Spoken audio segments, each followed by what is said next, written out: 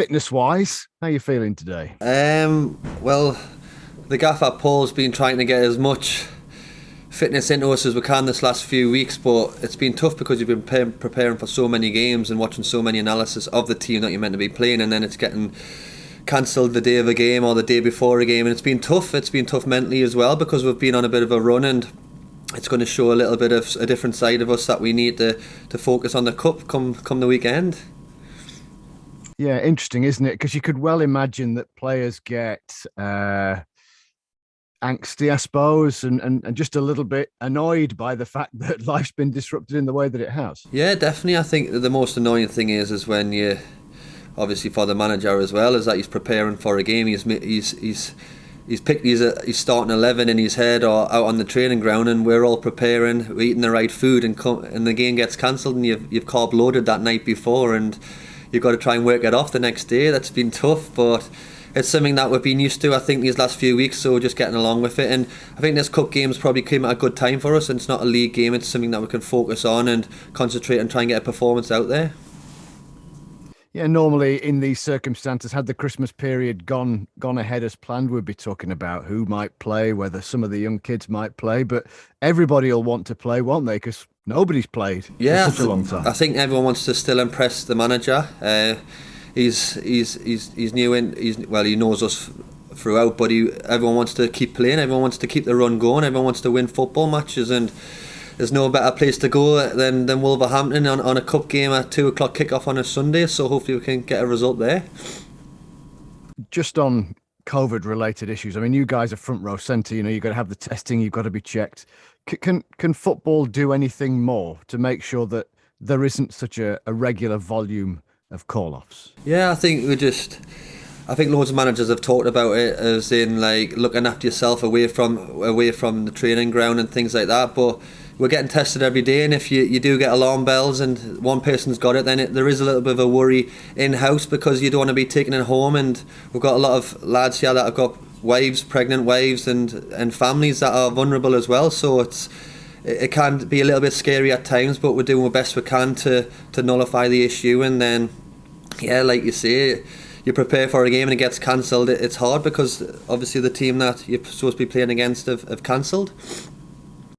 Because Sheffield United obviously haven't been the team that's been too affected by all of this and essentially have been the victims, do players get as cynical as people like me do and wonder whether some call-offs are tactical? Yeah, well, a lot of lads know lads that are at football clubs, and there's messages going about saying you've bottled it and you don't want to play us. But that's just the way it is.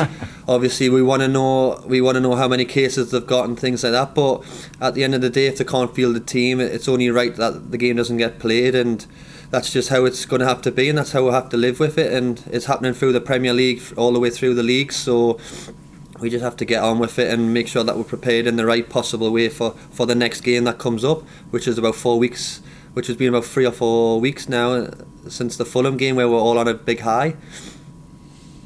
Has it made any difference? Because I know there's a different psychology. When you lose, you want to get straight back at it.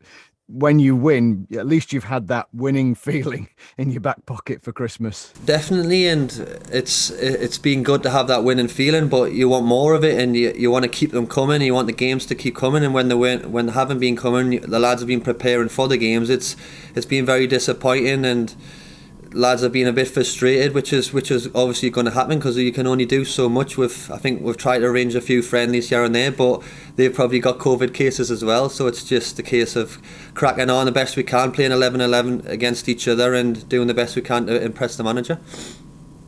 So Wolverhampton Wanderers this weekend, then you as a squad by and large were Premier League players last season. You obviously want to get there next season. How much does this represent a test of where you are? Yeah, definitely. I think Wolverhampton Wanderers is something that we can definitely look up to. We have over the years, I think, with the formation that they've played, the quality of players that they've got, the fan base that they've got. So it's definitely a team that we're looking forward to playing against, and obviously watching them against Man United, they were very impressive the other night. It's going to be a tough game. Hopefully they can make a few changes and give us a little chance of having a sniff of getting through away at Wolves. Almost quietly so. you would say, wouldn't you, about Wolverhampton Wanderers? They're not too far away from the top end of the table, yet you'd kind of have to double take if you saw the league ladder. Yeah, definitely. I was just looking at that this morning, and they've got quality players all around the pitch. They've got lads who have obviously been there all the way through. They've got lads who they've brought in for big sums of money as well, and brings more and more quality to the team. And they've got international players all around the pitch, so it's going to be a tough game for us. But we're all hungry. We want to perform. We want to perform the best we can. And if the manager makes changes, he makes changes. But everybody wants to play because, like you said before, it's been 3 or 4 weeks now since we last kicked a football in a competitive game. And just on that, how would you sum up the change then? Obviously, Savislia Kanovic left, and in almost no time at all, the team looked like the team that we've all come to know over the course of the last few seasons. How would you sum up what Paul Heckingbottom has done? Yeah, well, I think obviously he knew us from last year. He knew he's been looking in the background at us for a lot of years now, so he knows exactly what players he's got at his disposal. And I just think he's just built a little bit more. He's had a lot more intensity. There's a lot more lads trying to push a little bit more maybe, and just trying to focus on. It's one of them ones where you just want to get a result for him, and it happened, and we've gone on a bit of a roll. And I think the Fulham away one was a massive game. I spoke before the game that it was going to be a big one, and we managed to grind it out with great determination and obviously a bit of quality from Illiman, which he's had all season, to be honest. I wonder if, yeah, tremendous goal. I wonder if that way of taking on Fulham might actually suit you with Wolverhampton Wanderers, because with great respect to who you might face in the weeks ahead, they're different types of opposition, aren't they? You know, top team in Fulham, Premier League team in Wolves. You would be expected to go about it differently if you were playing somebody in the lower reaches of the Championship. Yeah, definitely. I think that's what we've also, with the analysis side of it all, that's something that Paul's he's really tried his hardest to get across to us, the messages that how he wants us to play. If it's against a lower end Championship, can we be the attacking, can we be the force team? And if it's not, if it's a team that's been very aggressive and very good in the league so far in the season, it's something that we need to step back and can we analyse it in a different way, and how can we perform to get the best chance of giving us 3 points. And that's something that will obviously, to get through to this next round, it's going to be what it's going to be against Wolverhampton. Just finally, let's focus on you. Has anything changed or moved at all with regards to your future being sorted out? No, not at the moment. I'm obviously giving everything I can for the team and the manager, and we'll take it from there. Obviously, I'm giving everything I can on the football pitch at the moment, and I'm sure things will start becoming a little bit more clearer in the next few weeks. I'm hoping to obviously stay here, so we'll wait and see. So, have you been offered anything yet? Not as yet, no. Right. Are you surprised by that? I think as football clubs, it's just how football clubs work. I think obviously January window now, there's people who are going to be going out and coming in, and I'm here, and I'm willing to stay here, and I'm hoping that something gets offered pretty soon.